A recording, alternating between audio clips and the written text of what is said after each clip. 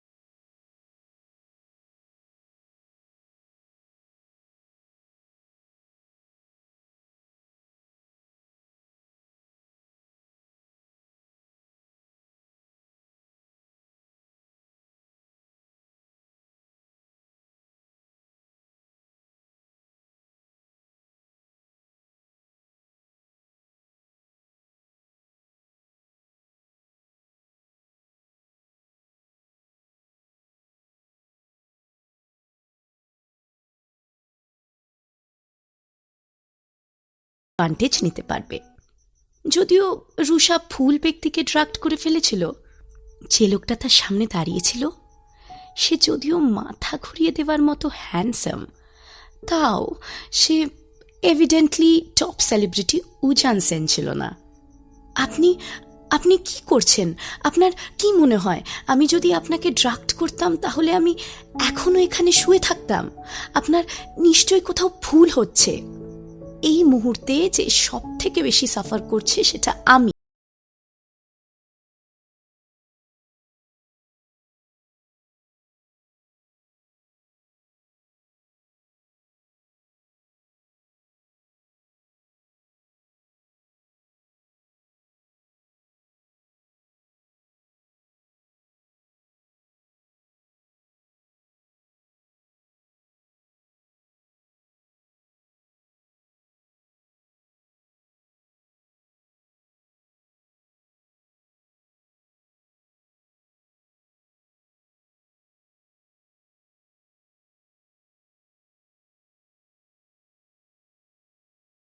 রাত্রের ঘটনাগুলোর ছবি উপলের মনে আবার দ্বিতীয়বারের জন্য ফ্ল্যাশ করে উঠল।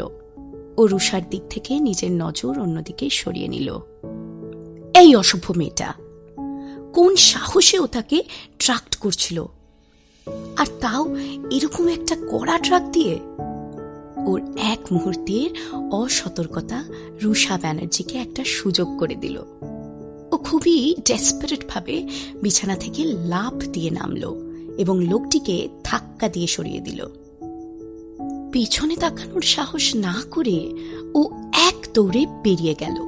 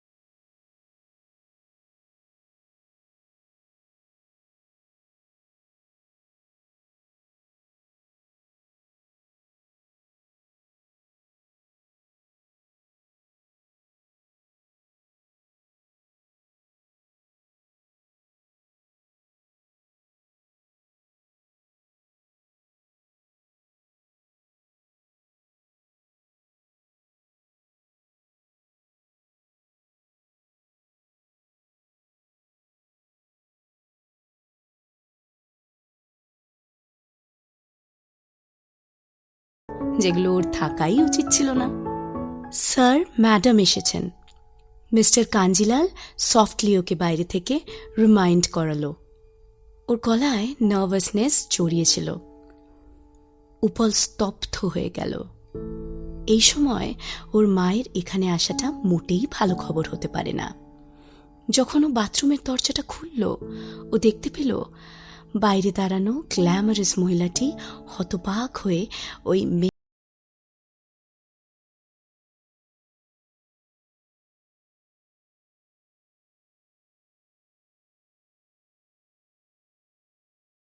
হয়েছিল। আমি জানি তুমি কি জিজ্ঞেস করবে, কিন্তু মা আজ আমি খুব ব্যস্ত। কিন্তু শর্মিষ্ঠা সেন না জিজ্ঞেস করে থাকবেন কি করে? তিনি তার মুখের এক্সাইটমেন্টটাই লুকোতে পারছিলেন না। উপলের দিকে তাকিয়ে তিনি বিছানার দিকে আঙুল দেখিয়ে বললেন, উপল, আমি অলরেডি জানি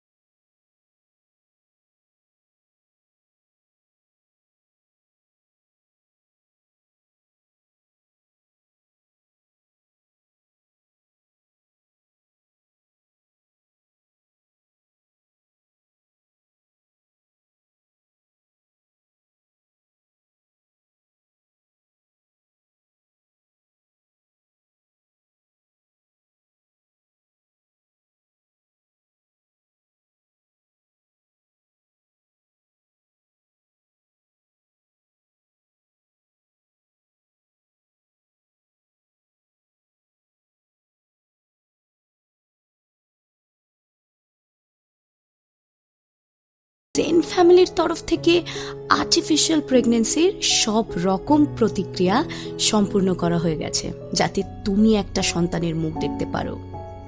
এটাতে এটাই মানে দাঁড়ায় যে ওই তোমার জন্য সবচেয়ে উপযুক্ত। গল্পের পরবর্তী অংশ শোনার জন্য শুনতে থাকুন পকেট এফএম। লিঙ্কটি রয়েছে ডেসক্রিপশনে।